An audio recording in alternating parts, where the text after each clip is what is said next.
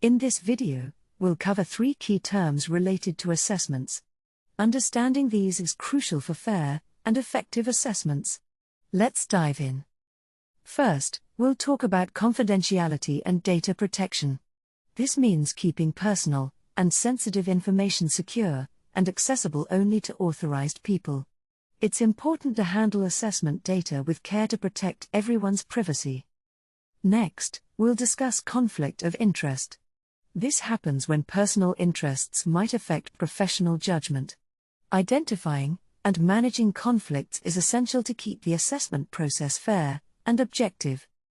Lastly, we'll cover equal opportunities during assessment. This ensures everyone has a fair chance to show their abilities without discrimination. It means accommodating diverse needs and creating an inclusive environment. By understanding and applying these terms, we can make the assessment process more transparent, fair, and respectful for all candidates.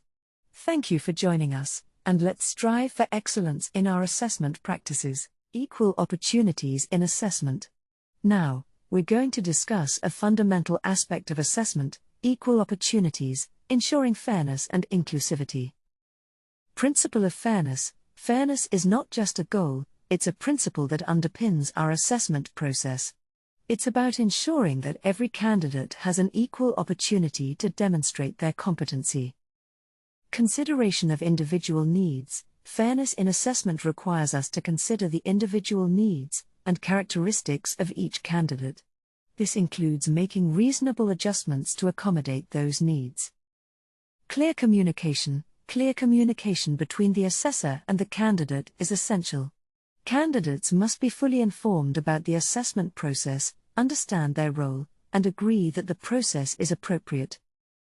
Participation and agreement. It's crucial that candidates feel empowered to participate in the assessment process.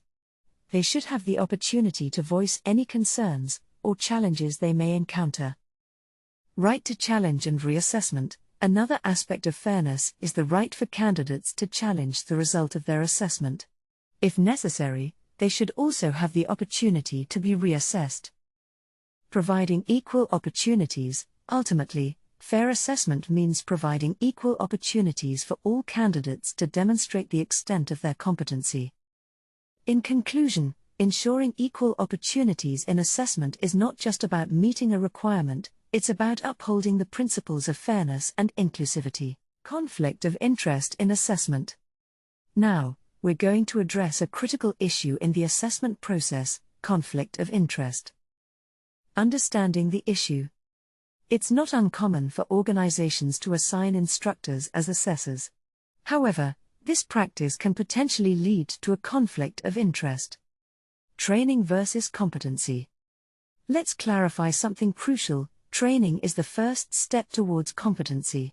Merely undergoing training doesn't automatically prove competence. Definition of training. Training is about imparting information and instructions to enhance performance or achieve a required level of knowledge or skill.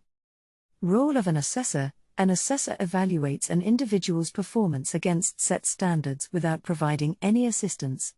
This ensures objectivity in assessing competence. Conflict of interest scenario. Now, imagine if the same person who provided training also assesses competency. A conflict of interest arises when the assessor evaluates the effectiveness of their own training. Dilemma for the assessor. The assessor faces a dilemma. If they declare the individual as not yet competent, it implies their own training was ineffective. If they declare the individual as competent to save face, it compromises safety and integrity.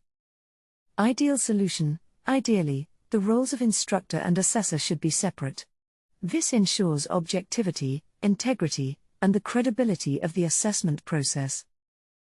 In conclusion, to maintain the integrity of our assessment process, it's crucial to avoid conflicts of interest by separating the roles of instructor and assessor. Confidentiality in assessment process. Let's delve into a crucial aspect of the assessment process: confidentiality and data protection. Importance of confidentiality. Confidentiality and data protection are not just buzzwords, they're integral to maintaining the integrity of our assessment process. Reflecting in qualifications framework. Within our qualifications framework, confidentiality is given paramount importance. It's ingrained in every aspect of our assessment process. Handling confidential information. Now, let's talk about the practical aspects. Evidence and assessment records are sensitive information. It's imperative that they're kept confidential at all times. Storage measures. Portfolios and assessor records should be stored securely, ideally in a locked cupboard. This ensures unauthorized access is prevented. Documentation and policy discussion. During the completion of the assessment plan, candidates and assessors discuss and document storage of evidence, confidentiality, and data protection policies. Internal quality assurance. Our internal quality assurance process verifies that these policies have been discussed and understood. We check for signatures and conduct interviews to ensure compliance. In summary, confidentiality and data protection are not just checkboxes, they're foundational principles in our assessment process.